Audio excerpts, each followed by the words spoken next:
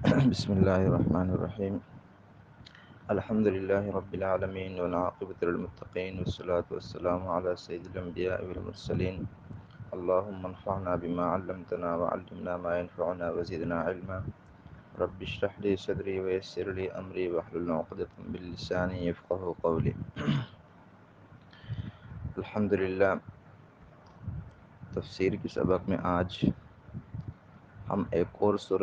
سورہ انشقاق شروع کریں گے۔ سورہ انشقاق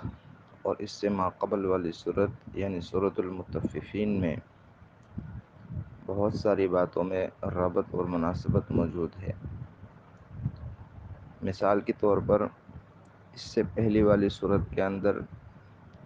اچھے اور برے لوگوں کے اعمال ناموں کے مقام کا ذکر تھا کہ وہ کہاں رکھے جاتے ہیں، جبکہ اس سورت کے اندر اچھے لوگوں کو جو اعمال نامے دائیں ہاتھ میں دیے جائیں گے اس کا ذکر ہے۔ اسی طرح ماقبل والی صورت کے اندر بھی قیامت کے حالات کا اور قیامت کے احوال کا ذکر تھا،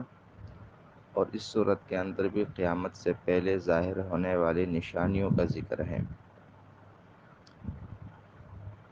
یہ صورت تمام مفسرین کے اتفاق سے اور تمام مفسرین کا اس بات پر اتفاق ہے کہ یہ صورت مکہ مکرمہ میں نازل ہوئی۔ اس میں کل 25 آیتیں ہیں اور ایک رکوع ہے۔ اس صورت کا جو خلاصہ ہے وہ چند چیزیں ہیں۔ ابتدائی آیات کے اندر اللہ تعالیٰ نے قیامت کے چند علامات ان کا ذکر فرمایا ہے، اور ان علامات کو ذکر کرنے کے بعد حضرت انسان کو اس کی دنیاوی زندگی کے اندر غفلت سے بیدار کرنے پر تنبیہ کی گئی ہے کہ وہ اپنے آس پاس اور اللہ تعالیٰ کی جو تصرفات اور قدرت کی نشانیاں ہیں اس میں غور اور فکر کر کے اپنے رب کی طرف متوجہ ہو جائیں۔ اس کے بعد اگلی آیات کے اندر قیامت کے دن جو اچھے اور نیک اور متقین کو سیدھے ہاتھ میں اعمال نامے دیے جائیں گے اس کا ذکر ہے، اور سیدھے ہاتھ میں اعمال نامے ملنے کے بعد جو ان کی خوشی کا منظر ہوگا اس کا ذکر ہوگا، اور پھر اس کے بعد ان کے برعکس جو گناہگار ہے، فساق فجار ہے، ان کو جو اعمال نامے بائیں ہاتھ میں دیے جائیں گے اس کا ذکر ہے، اور بائیں ہاتھ میں اعمال نامے ملنے کے بعد جو ان کی کیفیت ہوگی اور جو ان کو تکلیف ہوگی اس کا ذکر ہے۔ اور پھر اس کے بعد اللہ تعالیٰ نے چند چیزوں کی اس عالم کے اندر قسم اٹھا کر انسان کے مرنے کے بعد دوبارہ زندہ ہونے کے جو مشہور عقیدہ ہے جس کو حشر نشر کا عقیدہ کہا جاتا ہے، دوبارہ اس عقیدے کو یہاں بیان فرمایا گیا ہے۔ تو آج کے سبق میں ہم اس سورت کی ابتدائی 6 آیات کا ترجمہ پڑھیں گے اور پھر ان کی مختصر تفسیر کریں گے۔ چنانچہ اللہ تعالیٰ کا ارشاد ہے،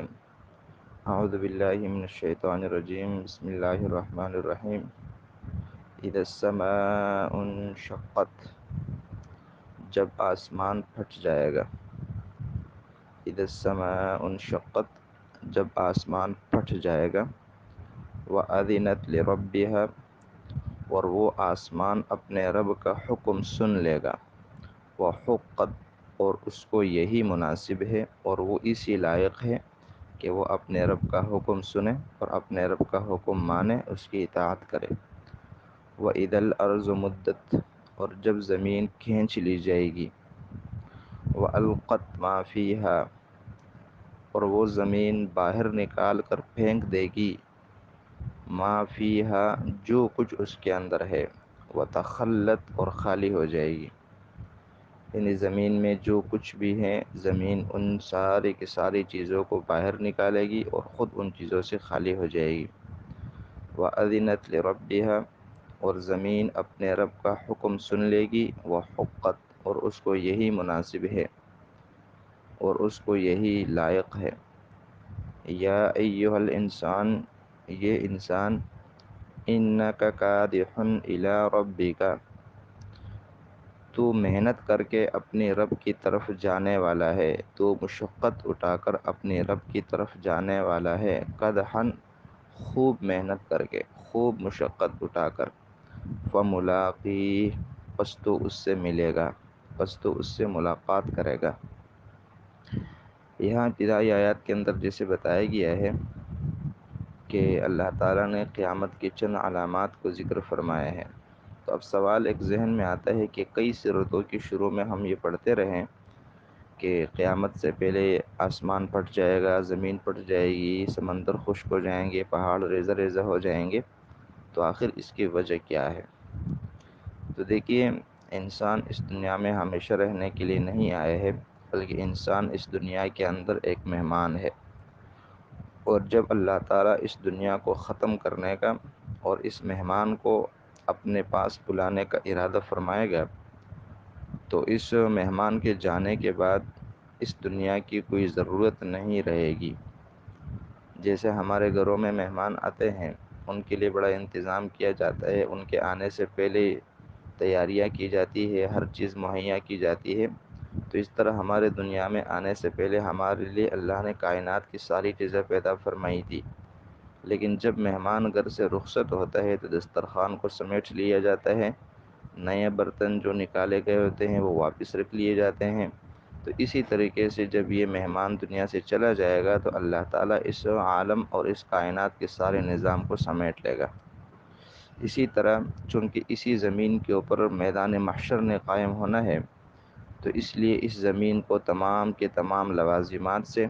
اور تمام کے تمام اضافی چیزوں سے پاک اور صاف کرنا یہ بھی ضروری ہے۔ تو اس لیے زمین پر ہمیں اس وقت جتنی چیزیں نظر آ رہی ہے، پہاڑ ہے، درخت ہے، سمندر ہے، ان سارے کے ساری چیزوں کو ہٹا کر ایک زمین بنائی جائے گی تاکہ اس پر میدان محشر قائم ہو سکے۔ آگے فرمایا وَأَلْقَتْ مَا فِيهَا وَتَخَلَّتْ، کہ زمین کے اندر جو کچھ ہے اسے باہر نکال لے گی۔ اس کا ایک مطلب یہ بھی ہو سکتا ہے کہ قیامت کے قائم ہونے سے پہلے زمین کے سارے دفینے، سارے معدنیات، سارے کان جو اس کے اندر موجود ہے، سونا چاندی، ساری دھاتیں وہ باہر آ جائے گی اور انسانوں کے استعمال میں آ جائے گی۔ جبکہ دوسرا مطلب اس کا یہ ہے کہ قیامت کے دن اللہ تعالیٰ زمین کو حکم دے گا اور زمین میں جتنے مردے دفن ہوں گے وہ سارے کے سارے مردے باہر آ جائیں گے اور پھر ان کا حساب کتاب شروع ہوگا۔ پھر آسمان اور زمین دونوں کے بارے میں اللہ نے فرمایا وَأَذِنَتْ لِرَبِّهَا وَحُقَّتْ، کہ یہ دونوں اپنے رب کا حکم سن لیں گے اور ان کو یہی مناسب ہے کہ اپنے رب کا حکم سنیں۔ تو اس کا مطلب یہ ہے کہ اللہ تعالیٰ آسمان اور زمین کے اندر اپنی قدرت سے عقل اور شعور پیدا کر دے گا، اور اسی عقل اور شعور کی بنیاد پر یہ دونوں اللہ تعالیٰ کی اطاعت کریں گے، اللہ تعالیٰ کا حکم سن لیں گے۔ آگے انسان کو متوجہ کیا گیا ہے یا ایھا الانسان انک کادح الی ربک قدحا فملاقیہ، یہ انسان تو محنت کر کے اپنے رب کی طرف جا رہا ہے، خوب محنت کر کے، فملاقیہ بس تو اس سے ملے گا۔ انسان دنیا میں آیا ہے تو یہ فطری طور پر محنت اور مشقت کا عادی ہے۔ پھر ہر ایک اس دنیا کے اندر اپنے زندگی کا ایک ٹارگٹ، ایک ہدف سیٹ کرتا ہے اور پھر اس کے حاصل کرنے میں لگ جاتا ہے۔ پھر انسان جو مومن ہے وہ اچھے مقاصد کو متعین کرتے ہیں، اچھے مقاصد کو سیٹ کرتے ہیں، اور جو فاسق فاجر کافر ہیں وہ اپنے لیے غلط مقاصد کا انتخاب کرتے ہیں، لیکن بہرحال محنت دونوں کرتے ہیں۔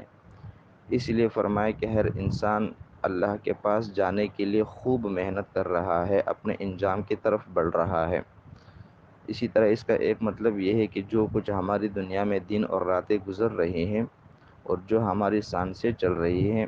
یہ سب کچھ ہمیں اللہ کے اور موت کے قریب لے جا رہی ہے۔ چنانچہ ہم بڑی خوشی سے اپنے سالگرہ بھی مناتے ہیں، ہم بڑی خوشی سے اپنے عیدیں بھی مناتے ہیں،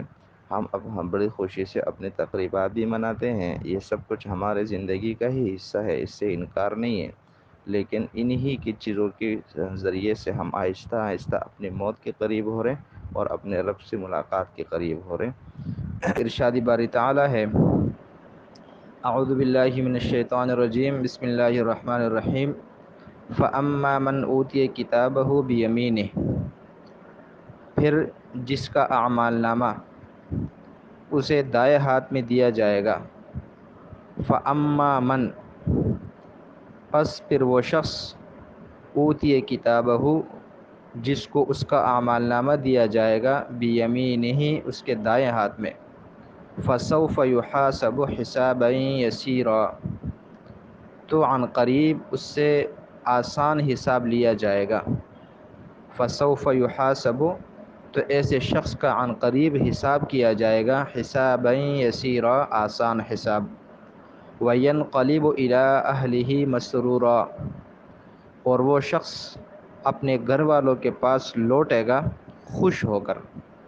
وینقلب الی اہلہ، اور وہ شخص لوٹے گا اپنے گھر والوں کے پاس مسرورا، خوش ہو کر، وَأَمَّا مَنْ أُوتِيَ كِتَابَهُ وَرَاءَ ظَهْرِهِ،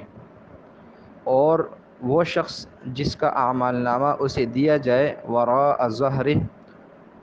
اس کی پیٹھ کے پیچھے سے، وَأَمَّا مَنْ أُوتِيَ كِتَابَهُ، اور وہ شخص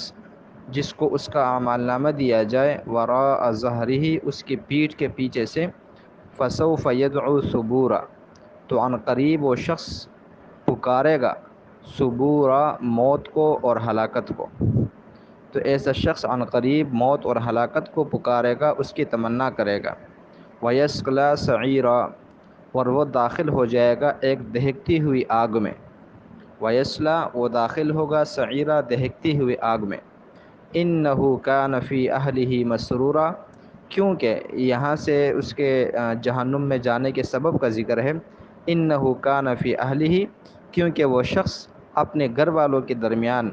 یعنی دنیا میں اپنے گھر والوں کے ساتھ مسرورا، خوش رہتا تھا، إِنَّهُ ظَنَّ أَن لَّن يَحُورَ، اس کا گمان یہ تھا، أَن لَّن يَحُورَ، کہ وہ اپنے رب کی طرف واپس نہیں لوٹے گا، یعنی اس کا یہ خیال نہیں تھا کہ ایک دن زندہ ہو کر بھی اللہ کے پاس جانا ہے، بلا، کیوں نہیں، ان ربہ کان بہ بصیرا، یقیناً اس کا رب اس کو خوب دیکھنے والا تھا اور اس پر نظر رکھنے والا تھا۔ ان آیات کے اندر پہلے تو اہل ایمان کو ان کا اعمال نامہ دائیں ہاتھ میں دیے جانے کا ذکر ہے، اور پھر جب ان کو اعمال نامہ دائیں ہاتھ میں دیا جائے گا اور اس پر ان کو جو خوشی ہوگی اس کا بھی ذکر ہے۔ چنانچہ اللہ تعالیٰ نے فرمایا کہ جس کو اس کا اعمال نامہ سیدھے ہاتھ میں دیا گیا تو بس اس کا آسان حساب ہوگا۔ اب آسان حساب سے کیا مراد ہے؟ تو اس بارے میں بخاری شریف جو حدیث کی مشہور کتاب ہے وہاں پر اس کا تذکرہ آتا ہے۔ حضرت عائشہ رضی اللہ تعالی عنہا نے نبی کریم صلی اللہ علیہ وسلم سے اس بارے میں پوچھا، تو آپ علیہ الصلاۃ والسلام نے فرمایا کہ اس صورت کے اندر جو آسان حساب کا ذکر ہے اس سے مراد یہ ہے کہ ایسے شخص کے اوپر صرف اس کے اعمال کو پیش کیا جائے گا کہ بھئی دیکھیں یہ آپ کی نیکیاں ہیں جو ہم نے قبول کی تھی، اور یہ آپ کے گناہ ہیں جنہیں ہم نے معاف کر دیا ہے۔ تو جس کے سامنے صرف اس کے اعمال نامے کو پیش کیا جائے گا تو گویا اس کا آسان حساب لیا گیا۔ لیکن حدیث میں یہ بھی آتا ہے کہ جس شخص سے اس کے اعمال کے بارے میں، اس کے گناہوں کے بارے میں پوچھ گچھ کی گئی، تفتیش کی گئی، تو وہ آدمی ہلاک ہو جائے گا، اس لیے کہ وہاں آدمی اپنے گناہوں کے لیے کوئی حجت یا دلیل پیش نہیں کر سکے گا۔ وَيَنْقَلِبُ إِلَىٰ أَهْلِهِ مَسْرُورًا، اور یہ خوش قسمت آدمی جب اپنے گھر والوں کی طرف لوٹے گا تو خوش ہو کر لوٹے گا۔ یا تو گھر والوں سے مراد جنت کی حوریں مراد ہیں کہ جب وہاں جنت کے جنتی جو اس کے گھر والے ہوں گے، جو حوریں ہوں گی، ان کے پاس خوشی خوشی لوٹے گا، یا جو دنیا میں اس کے رشتہ دار تھے، اس کے فیملی ممبرز تھے، جو خاندان کے لوگ تھے، تو یہ جب ان کے پاس آئے گا تو خوش ہو کر آئے گا۔ اور اس کی مثال یوں سمجھ لیں جیسے دنیا میں جب ہمارا رزلٹ اناؤنس ہوتا ہے اور ہم پوزیشن لے لیتے ہیں، اچھے نمبر لے لیتے ہیں، تو کس طرح ہم اپنے گھر خوش ہو کر آتے ہیں، تو اسی طرح یہ آدمی بھی خوش ہو کر اپنے گھر والوں کے پاس لوٹے گا۔ لیکن تصویر کا دوسرا رخ، جس کو اس کا اعمال نامہ اس کے پیٹھ کے پیچھے سے دیا جائے، یہاں پر تو یہ ہے کہ اس کا اعمال نامہ اس کو پیٹھ کے پیچھے سے دیا جائے گا، جبکہ 29ویں پارے کے اندر سورہ حاقہ کے اندر آتا ہے کہ اس کا اعمال نامہ بائیں ہاتھ میں دیا جائے گا۔ تو دونوں میں کوئی خاص فرق نہیں ہے، اور مطلب یہ ہے کہ اس آدمی کو، جہنمی جو آدمی ہے، جو بدکار ہے، جو گنہگار ہے، اس کے ہاتھوں کو چونکہ پیٹھ پر باندھا جا چکا ہوگا، تو جیسے قیدی کو باندھا جاتا ہے، تو چونکہ اس کا بائیں ہاتھ جو ہوگا وہ پیٹھ پر بندھا ہوا ہوگا، تو لہٰذا یہ اعمال نامہ بائیں ہاتھ میں دیا جائے گا لیکن پیٹھ کے پیچھے سے دیا جائے گا۔ جبکہ بعض مفسرین فرماتے ہیں کہ اس کا جو بائیں ہاتھ ہے اس کو سینے کے اندر سے داخل کر کے اس کے پیٹھ کے پیچھے سے نکالا جائے گا، اور وہاں اس کو یہ اعمال نامہ دیا جائے گا۔ تو جب یہ اعمال نامہ اس کو مل جائے گا تو وہ تمنا کرے گا کہ کاش موت آ جائے اور میں اس وقت ہلاک ہو جاؤں، لیکن جو اس اعمال نامے کا انجام ہے اور جو جہنم میں اس سے میں بچ جاؤں۔ لیکن ظاہر سی بات ہے اب تو موت نہیں آنی ہے۔ وَيَصْلَىٰ سَعِيرًا، اور اسی حالت میں پھر وہ جہنم کے اندر داخل ہو جائے گا۔ آگے فرمائے کہ اس کا یہ انجام کیوں ہوا اور اس کو یہ اعمال نامہ بائیں ہاتھ میں کیوں ملا، تو اس کی وجہ یہ ہے کہ انہ کان فی اہلہ مسرورا، کیونکہ وہ دنیا کے اندر خوشی خوشی زندگی گزارتا تھا۔ مطلب یہ ہے کہ وہ دنیا کے اندر آخرت کی فکر نہیں کرتا تھا، بلکہ دنیا کے عیاشیوں کے اندر، عیش و عشرت کے اندر آخرت سے بے فکر ہو کر اپنی مرضی کی زندگی گزارتا تھا، تو اس لیے یہاں اس کا یہ حشر ہو گیا۔ معلوم یہ ہوا کہ دنیا میں خوش ہونا کوئی جرم نہیں ہے، بلکہ یہاں پر ایسی خوشی مراد ہے اور جو انسان کو آخرت کی فکر سے غافل کر دے، جو انسان کو اللہ کی عبادات سے اور حقوق العباد سے انسان کو غافل کرے، تو یہ خوشی جو ہے وہ ظاہر سی بات ہے قابل مذمت ہے، ورنہ مطلقاً خوشی اور عام خوشی جو ہے نا اس سے مراد نہیں ہے۔ انہ ظن ان لن یحور، اور اس آدمی کا گمان یہ تھا کہ بس دنیا کی زندگی ہے اور اس دنیا کی زندگی کا کوئی حساب بھی نہیں دینا ہے اور کسی دن عدالت بھی نہیں لگنی ہے، تو اس کا یہ گمان تھا کہ میں تو دوبارہ رب کے پاس نہیں جاؤں گا۔ حالانکہ اس کو ایسا نہیں سوچنا چاہیے تھا۔ کیوں؟ بھلا ان ربہ کان بہ بصیرا، کیونکہ اس کا جو رب ہے وہ کسی چیز سے بے خبر نہیں ہے، بلکہ رب نے اس پر نظر رکھی ہوئی تھی، اور اس کا رب جو ہے وہ اس کو خوب دیکھ رہا تھا دنیا کی زندگی میں، اس لیے اس کا کوئی عمل پوشیدہ نہیں رہا، اور آج اپنے سارے اعمال کا وہ یہاں حساب دے گا۔